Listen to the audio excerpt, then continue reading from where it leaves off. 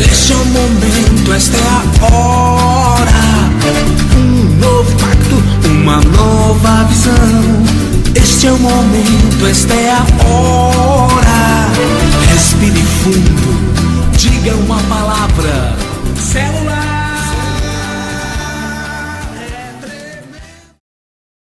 Te exaltamos, ó Pai. Estarmos aqui reunidos, Senhor, aleluia.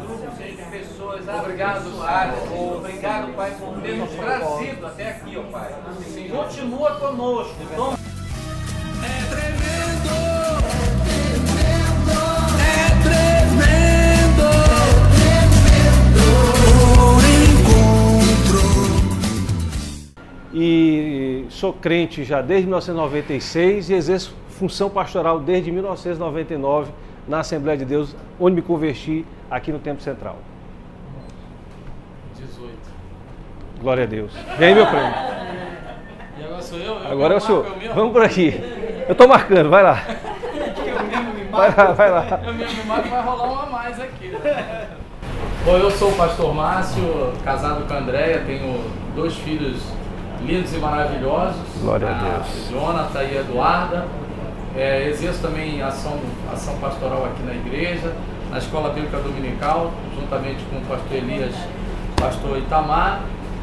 Sou líder de célula Laranja, né?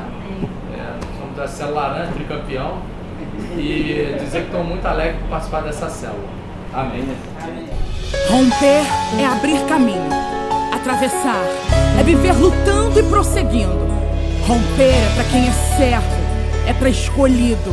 Romper é para ungido, e é por isso que eu vou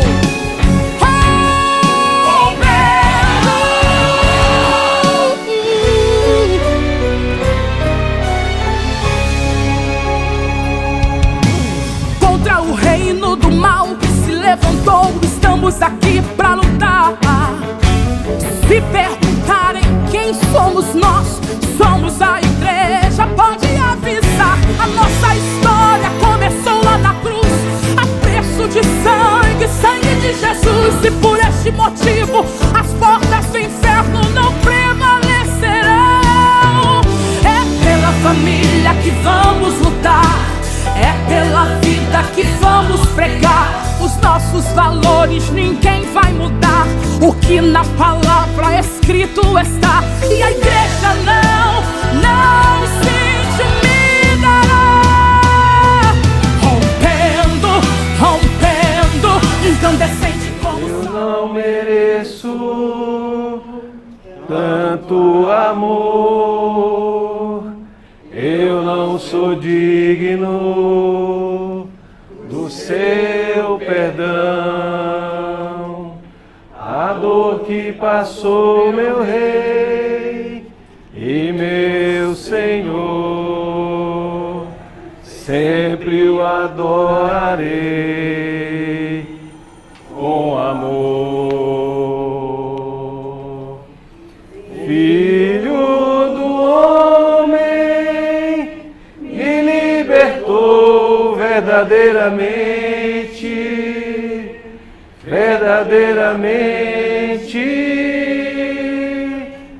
posso erguer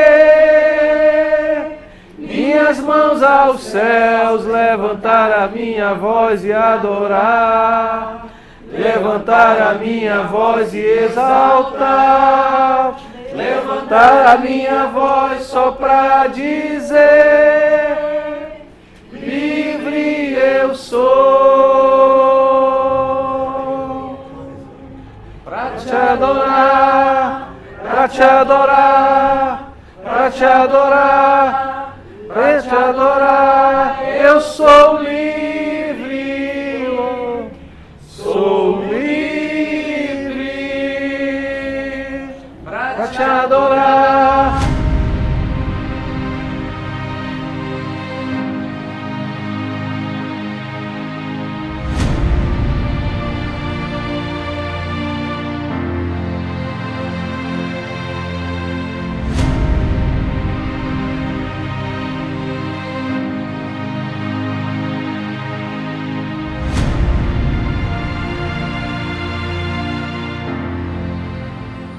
E vamos ler o versículo de número 3.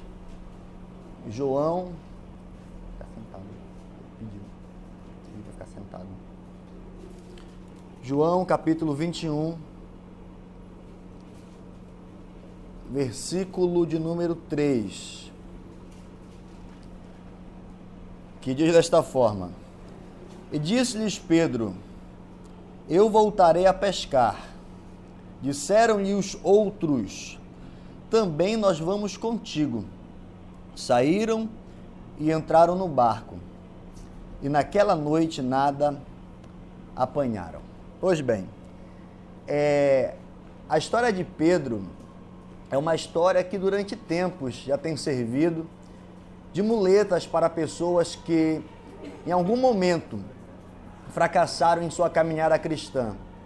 Provavelmente todos nós, em algum momento de erro, de fraqueza, de tropeço ou de falha na nossa caminhada, nós olhamos para a história de Pedro e chegamos à conclusão que se Deus restaurou um pecador como Pedro, muito mais Ele pode nos restaurar.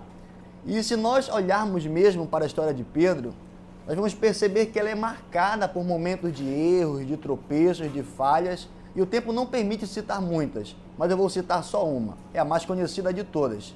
É aquele momento em que Jesus pela última vez se reúne com seus discípulos e ele dá a notícia é essa: olha, nessa noite todo mundo aqui vai ficar escandalizado por causa de mim, porque o pastor vai ser ferido e as ovelhas serão dispersas. Pedro, ao ouvir essa declaração, ele se levanta e diz assim: Senhor, ainda que todos se escandalizem em ti, todavia eu não me escandalizarei.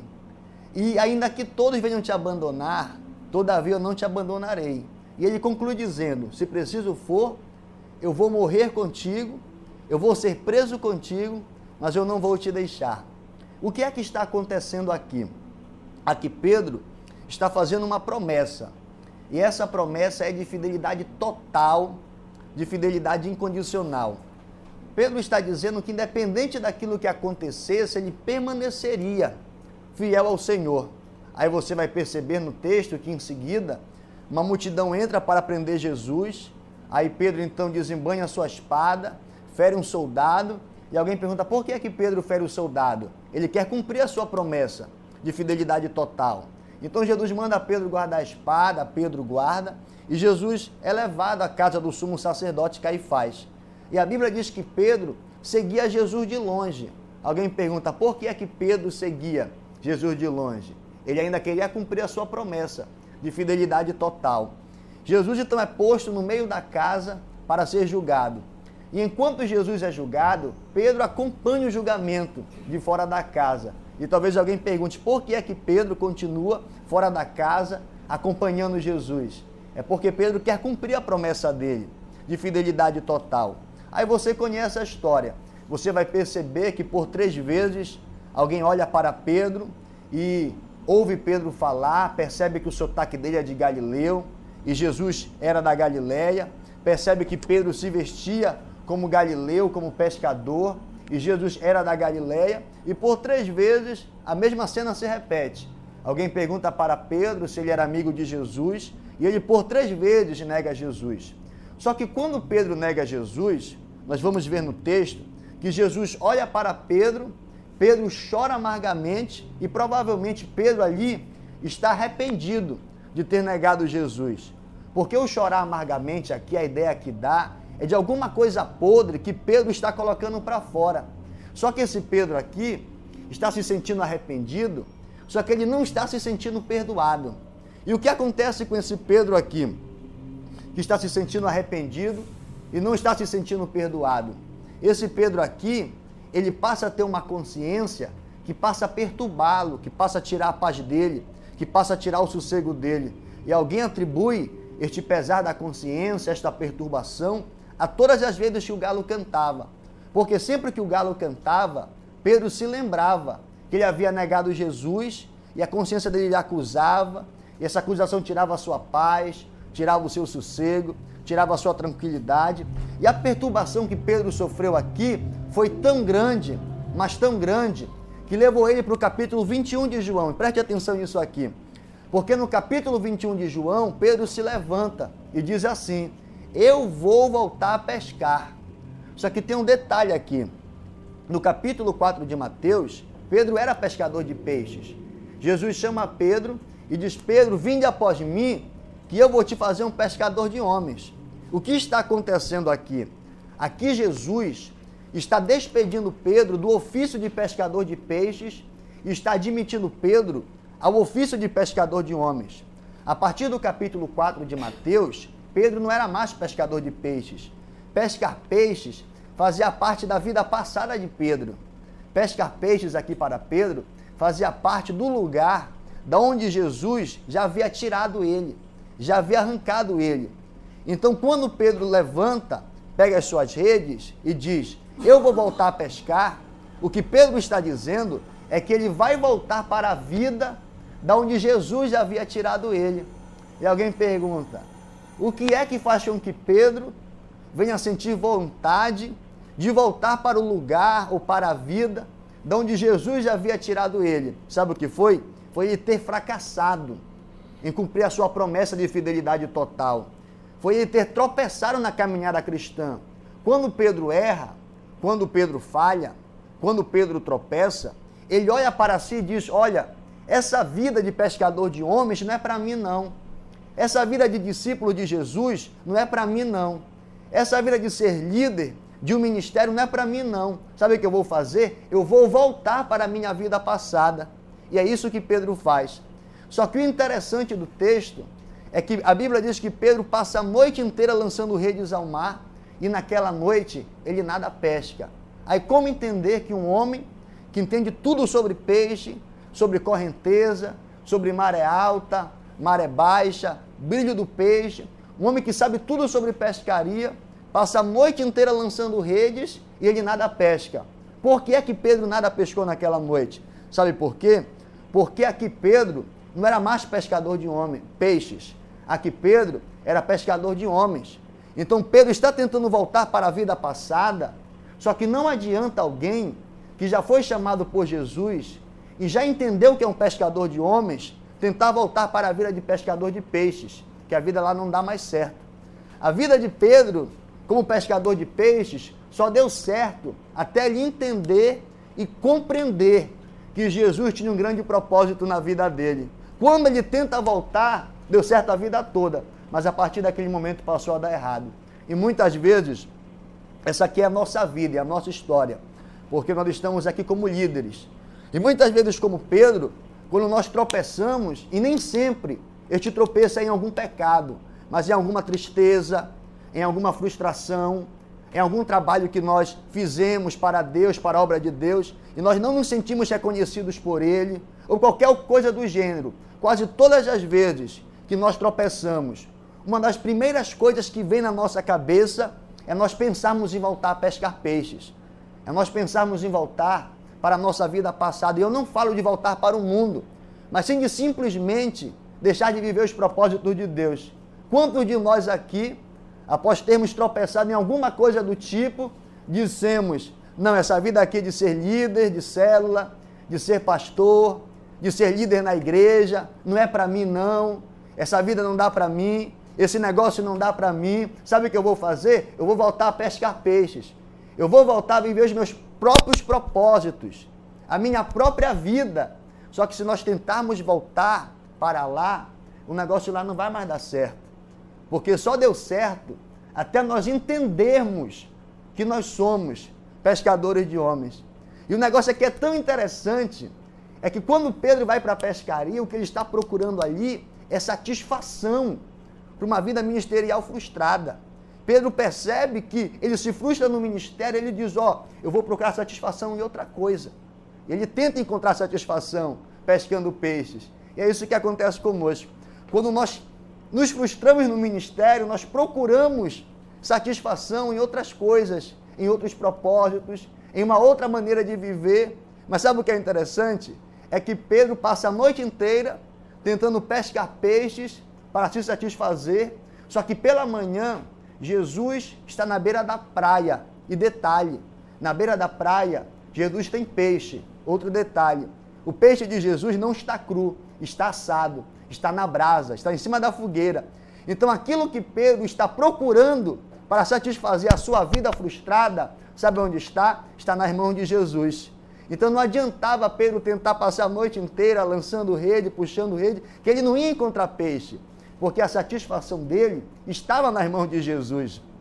Então não adianta nós tentarmos fugir do ministério, tentarmos fugir da liderança, tentarmos fugir do propósito de Deus e procurar satisfação em outras coisas, porque nós não vamos encontrar, porque a satisfação da nossa vida está nas mãos de Jesus, está no ministério, está na liderança, está no pastorado. Aí Jesus se apresenta e diz: Pedro, tu passou a noite inteira lançando redes ao mar, tentando encontrar satisfação na tua vida, só que tu não encontra satisfação, sabe por quê? Por causa somente de uma coisa, é que você está procurando satisfação na direção errada. Faz só uma coisa, pega a rede e joga para o outro lado, muda a direção da tua rede. Aí Pedro pega a rede, muda a direção, joga para o outro lado e ele encontra a satisfação para a vida dele. Ou seja, quem sabe aonde está a satisfação para as nossas vidas, não somos nós mesmos. Quem sabe aonde está a satisfação para as nossas vidas é o nosso Jesus. Quem sabe nessa noite alguém chegou aqui semelhante a Pedro, talvez tropeçando em alguma tristeza, em alguma frustração no ministério, e você mudou a direção, saiu da direção de Jesus e foi procurar satisfação em outra coisa. Jesus está dizendo que Ele que sabe aonde está a direção para a sua vida. E Ele veio aqui abrir os teus olhos, veio te fazer entender, Ele veio te dar a direção para que você saiba que Ele que sabe como satisfazer a tua vida e Ele que sabe como satisfazer a tua história. Então que nós possamos ficar com essa palavra nessa noite e entendermos que o Jesus que nos chamou, Ele nos chamou para nós pescarmos homens, independente do que estiver acontecendo, nós temos que permanecer pescando homens em nome de Jesus e que Deus abençoe a todos. Obrigado, pastor Itamar.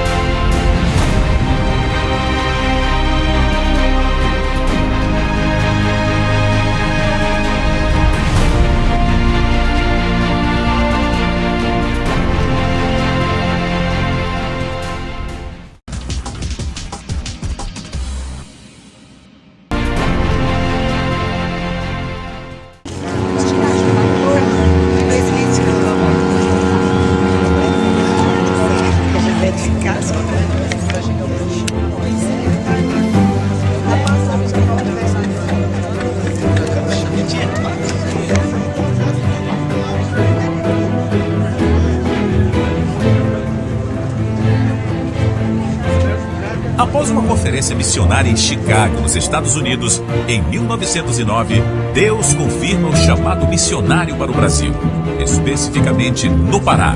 Daniel Berg e Gunnar Wingren começam os preparativos para essa grande viagem. Depois de muito esforço, os dois chegam a Nova York com poucos recursos.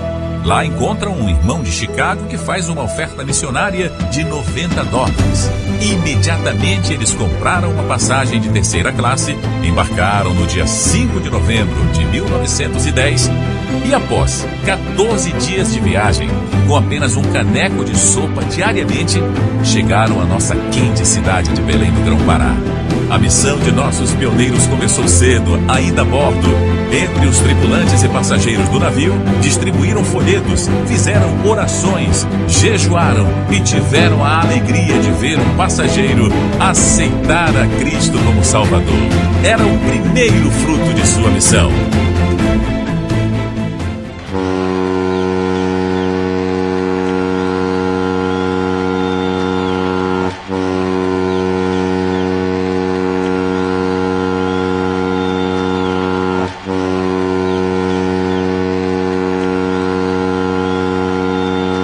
No dia 19 de novembro de 1910, ao desembarcar na escadinha do Cais do Porto, uma profunda alegria invadia os corações dos nossos pioneiros. Eles estavam finalmente pisando na terra chamada Pará. O chão parecia ainda balançar debaixo dos seus pés, depois de 14 dias de viagem.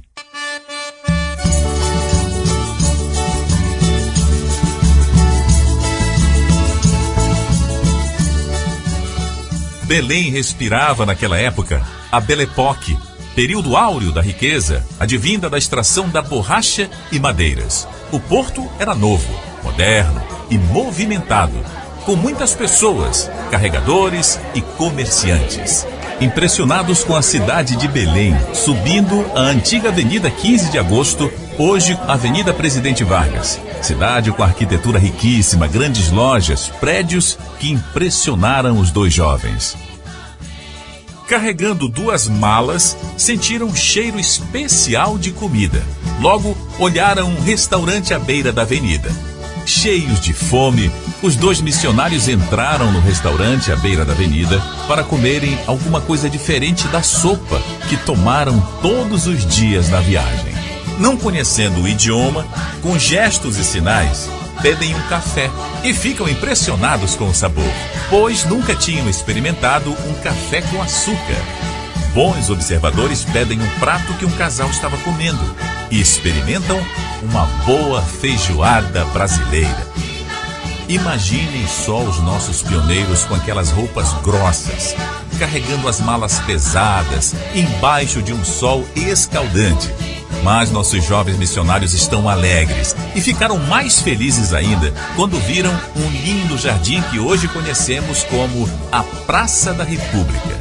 Logo viram o Teatro da Paz. Ficaram impressionados com a construção e riqueza de detalhes, aonde companhias do mundo vinham se apresentar, óperas e orquestras, onde a realeza apreciava a arte e a riqueza. Naquela época, a lepra dizimava a cidade, além da malária e a febre amarela. Daniel Berg e Gunnar Wingren, nesse momento, entenderam ainda melhor o chamado de Deus. Abrem o coração com o amor de Jesus e clamam por aquelas pessoas.